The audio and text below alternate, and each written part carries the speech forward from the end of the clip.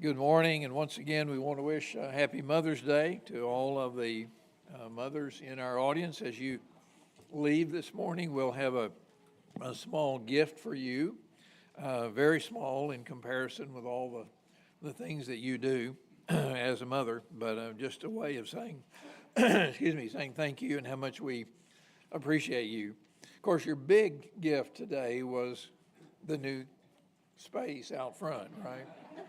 Getting to come in and see that. You know, I've been debating in my mind, what are we going to call that? Somebody called it a lobby. That sounds like a bank or a hotel. And I thought, well, a foyer. And then I thought, no, it's a little too nice for that. That is a foyer. So we have to be precise here about this. This is a foyer. But when he does the announcements, Chris is going to express our gratitude to the individuals specifically who made that happen. And there were several, and we're so grateful to all of them. But we are thankful that you are here today and to take part in this worship and in the concluding lesson of our series on marriage. The text that we're looking at today that you heard read just a moment ago is, I think, very appropriate for Mother's Day in two different ways. Number one, it celebrates the ideal of the good wife and the good mother. But the other is, it originated with a mother. If you go back up to chapter 31 and verse 1, it says this is an oracle. These are the words of King Lemuel, an oracle that his mother taught him. So these are the words of a wise woman of Israel giving instruction to her son, probably to teach him how to go about choosing a good wife. We don't know anything about King Lemuel, don't know anything about his mom, but we are indeed grateful that he has recorded these words and passed them on to us. There are three things about this text that show us how important it is. One thing is, if you read through the book of Proverbs, you'll find that there are very few extended discussions in it. Mostly you have one-line statements, these one-liners about work or about wisdom or other things. Very seldom do you have an extended discussion the way that you have here. So that tells us something about the importance of the topic. Another thing is that this is an acrostic poem. And an acrostic poem is one where each stanza begins with a different letter of the alphabet. In this case, there are 22 verses. And these 22 verses each begin with the consecutive letters of the Hebrew alphabet, which has 22 letters in it. Now, what difference does that make? Well, it makes this difference. It tells us that this was done as a device to aid memory. Psalms 119 is another text that is an acrostic poem in the Bible. And if you've read Psalms 119, you know that to memorize that, you need help. So here in Psalms 31, we have an acrostic poem which tells us that this was expected to be memorized, that this is important enough that this text should be committed to memory. Third thing that shows us the importance of this text is that it's a very practical text. It's an intensely practical text. What could be more practical than making good marital choice for the rest of one's life? Notice that the text begins with a question. An excellent wife, who can find? So it's a text about finding a wife. And then King Lemuel gives us a list, or his mother gave us a list of things to look for. It probably focuses on wife finding because it's written for a young prince. But it seems to me that the things that are said here are equally applicable to a young woman seeking a husband, that you would look for much the same qualities as what Lemuel outlines in these verses. When he says an excellent wife, who can find? I don't think we ought to take that in the sense that they're scarcer than hen's teeth. You know, you can never find one. I don't think that's the idea at all. But I think the idea is that they're not found on every street corner either. And you need to look to find the wife of quality or the husband of quality. And also, this is a text where it's obviously speaking to those who have not yet chosen a husband or a wife. Now, in our series on marriage, we've been talking to people who are already married for the last 4 Sundays. Today, though, I'm talking to those of you who are not yet married. And you may be 12 or 13 or 14, or you may be way beyond that. But if you're not married, I want you to listen to this text. And you might be thinking, well, I'm not interested in being married. Well, that's okay. But, next week you might be interested. And you need to know how to go about finding a proper mate. So no matter how young you are and whether you're married or not, you need to think seriously about this text and the guidance that it gives. Before we look at those verses, though, I want us to look at Proverbs 20 and verse 25. Proverbs 20, verse 25 says this: "It is a snare to say rashly, it is holy, and to reflect only after making vows." It's a snare to say this is holy, but then to think about it, to reflect on it only after you've made the vows. There's a lot in the Old Testament about the making of vows. The Old Testament says more than once, it's better not to make a vow than to make a vow you don't keep. And so we've got to be thoughtful about the vows that we make. Now apply that to marriage. It's better not to take the marriage vows and to do so rashly, that is, without a lot of thought. Better to do not to do so than to do so rashly and then think about whether or not that was such a good idea. What I think Proverbs 20:25 tells us in the context of marriage is that we should think long and we should think hard about it. You should think about the person that you're committing your life to. And if you're uncertain about it, don't do it. If you see all kinds of red flags coming up, or even a few red flags coming up, stop and think.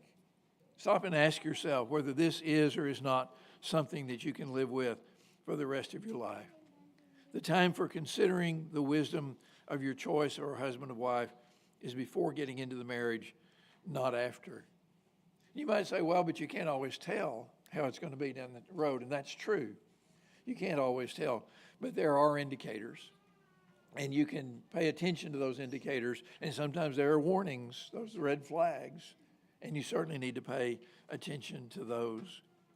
Also, Proverbs teaches us to appreciate a good thing when we find it. Proverbs chapter 18, verse 20 says, "He who finds a wife finds a good thing and obtains favor from the Lord."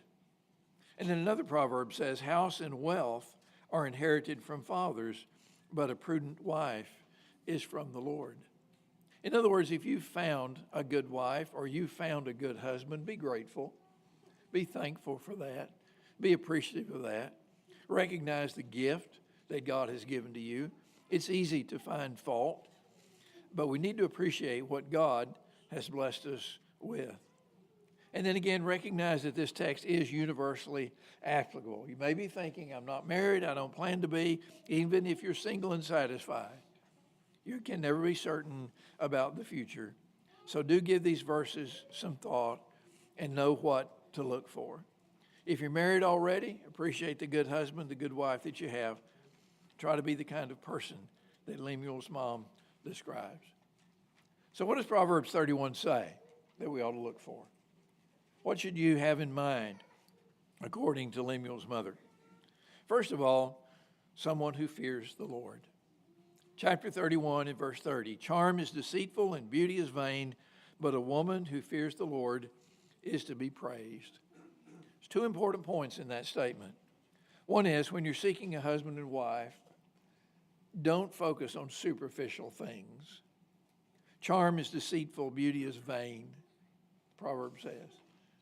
Now, I know when people are wanting to get married, looks do matter. We can tell people all day long, looks don't matter. But that's not true. You know better than that. You know that looks matter. The point is, they shouldn't matter too much. They shouldn't matter so much that we are blinded by them, so that we don't see the character that they perhaps conceal. We need to be very thoughtful and very careful about that. Don't focus on superficial things. Everyone is concerned about how a prospective spouse looks, and extremes can be a red flag. But looks can be very, very deceiving. Now, it's been a long time since I looked at a People magazine. Last time I remember doing it, I was in an eye doctor's office, and there wasn't anything else there to read. And I had kind of a long wait, so I picked it up and started thumbing through it. And I decided that's the last time I'm going to read this magazine. I was shocked at how many pretty people were in that magazine. Well, there's some pretty folks in there, you know. And I tell you, the men, I think, were prettier than the women. And they're just pretty people in there. But then you start reading about them, and you know who some of them are, and you think, that's a horrible person. You know, that person is living a horrible life. That person is self-indulgent. That person is egotistical. That person is shallow. That person is vain. And yet all those airbrushed looks can hide all of that. Charm is deceitful and beauty is vain, but a woman who fears the Lord is to be praised. And that's the second point about that verse. Look for somebody who shares your faith. If you fear the Lord, don't get hooked up with somebody who doesn't. If you fear the Lord, look for someone else who fears the Lord, someone who, like you, fears the Lord. Now notice, fearing the Lord is not somebody who has some vague religious notions. That's not the idea at all. Fearing the Lord is somebody who shares the faith that you hold. If you fear the Lord and you know who Jesus is and you're seeking to follow Christ, then you want to look for somebody that shares the convictions found in Ephesians 4, verses 1 through 6. That there's one body, and that there is one Lord, and there's one faith, and there's one baptism, and there's one God and Father of us all. You want to find somebody who believes what you believe, not somebody who just sort of believes something. That's not fearing the Lord. What a Christian ought to look for in a suitable life partner is another Christian. It's what Paul calls not being unequally yoked. So look for someone who fears the Lord first of all. Secondly, look for someone you can trust. Look at Proverbs 31, verse 11. The very first thing said about the excellent wife. The first thing said about the excellent wife is that the heart of her husband trusts in her, and he will have no lack of gain. He can trust her, and he has no lack of gain because he does. Trust is one of the most fundamental building blocks of a good marriage. We've been talking about building a good marriage. You got to have good material. And trust is one of the most important things that you can possibly have. But you might wonder, well, how do I know if I can trust so-and-so for life? How do I know whether or not that's possible? How can I know, looking down the years, whether this is going to be a trustworthy person or not? Well, you can't always tell.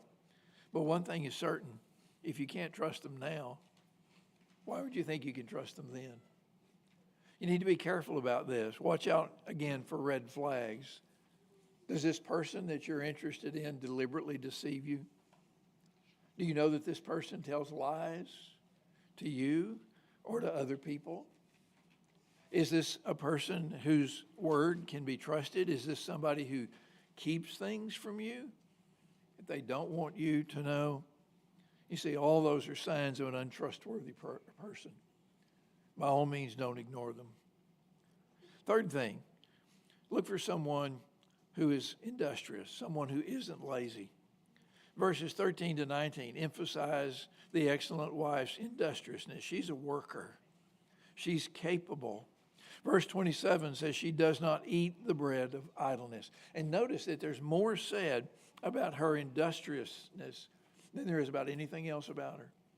That she works hard, that she's capable and she's diligent.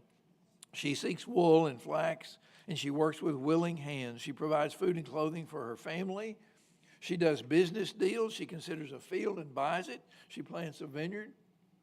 You know, sometimes we have in our minds the idea of women in the ancient world and biblical times, is just staying inside the house and grinding up flour to make bread.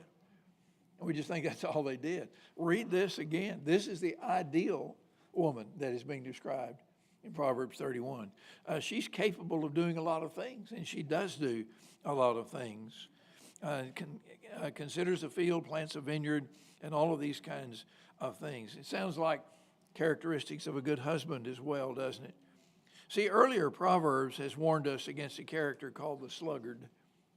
The sluggard is kind of the funny guy in the book of Proverbs.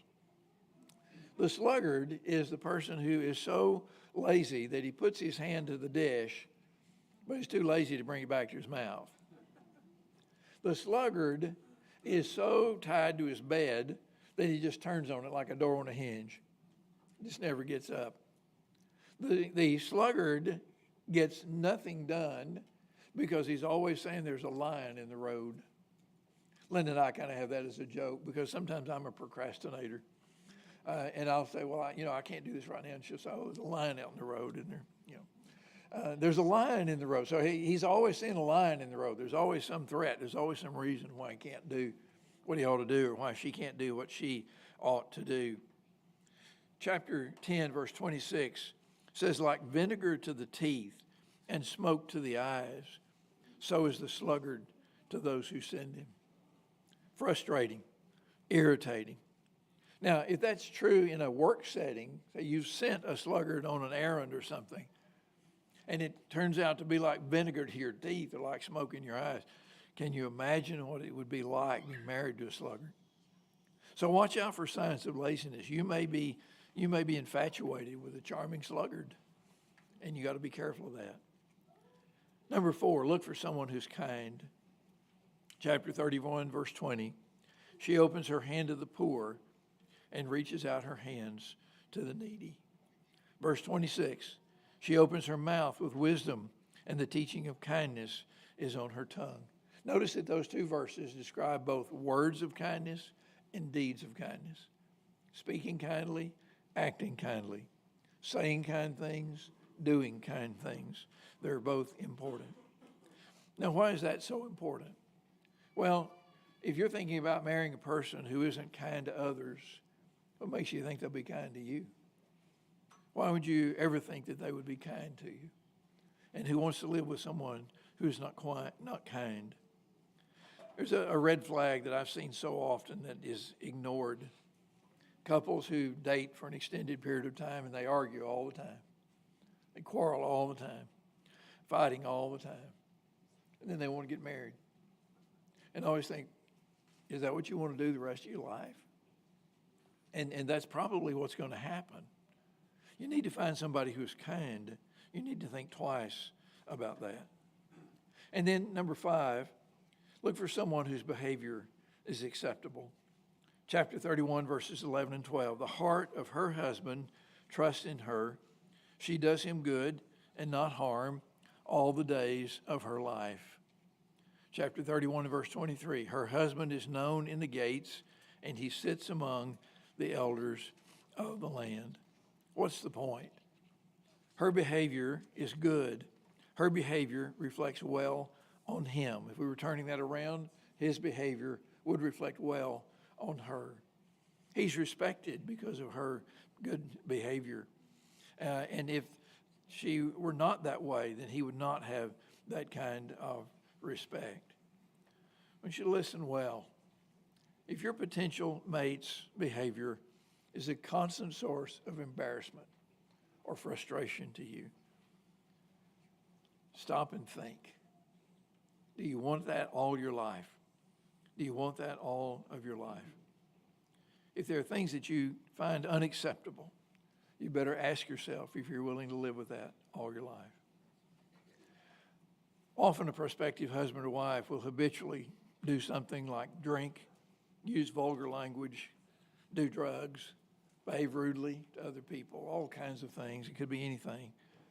Just stuff that's unacceptable, stuff that's embarrassing, stuff that makes you kind of cringe every time you introduce them to somebody that you know and that you care about. You know, did you know that usually people are on their best behavior before marriage? Before marriage. And if that's their best behavior, what do you think is going to happen afterward? So do not consider marrying someone whose behavior that you find unacceptable. Don't assume that once you say I do, all that's going to change. Most of us have heard the fairy tale about the princess and the frog. It's kind of a nice little story. It's come down in a variety of versions, but the basic story remains the same. You've got this handsome young prince, and somehow he gets crosswise with a witch, and she puts a spell on him and turns him into a frog. And not only that, but there's a stipulation on it that he will remain a frog until he can convince a beautiful princess to kiss him. Now think about that. How many people do you know go around looking for a frog to kiss? All right? Particularly princesses. Okay? Princesses don't have to kiss frogs, all right? But it's a fairy tale. So the only way he can stop being a frog is if he can convince a beautiful princess to kiss him. And finally he meets a beautiful princess. Somehow he persuades her to kiss him, and he becomes a handsome prince. Well, I think the moral of that story was supposed to be that it's a sweet story about seeing the potential in somebody, all right? You see the potential and you bring out the best in them. But let me tell you, folks, it's a fairy tale. And don't forget that. It is a fairy tale.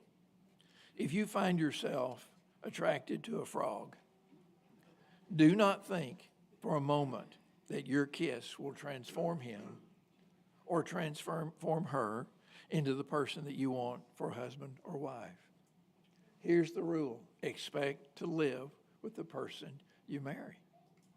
Expect to live with the person you marry. It's not fair and it's not wise to marry somebody thinking that you can change them into somebody else. That's not fair, and it's not wise, and it's not realistic. It does happen. And I know you can point to examples where it has happened, but there are no guarantees. So think long and think hard and look for the right kind of person, and don't settle for Mr. Good Enough or Miss Good Enough. Look for that excellent wife or that excellent husband, for someone who will be a blessing to you all of your life, somebody who will eventually help you make your way to heaven. That's what to look for. Thank you for being here today, thinking about these things.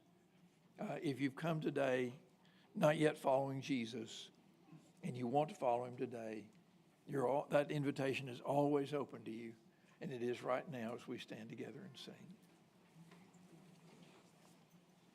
Have you a heart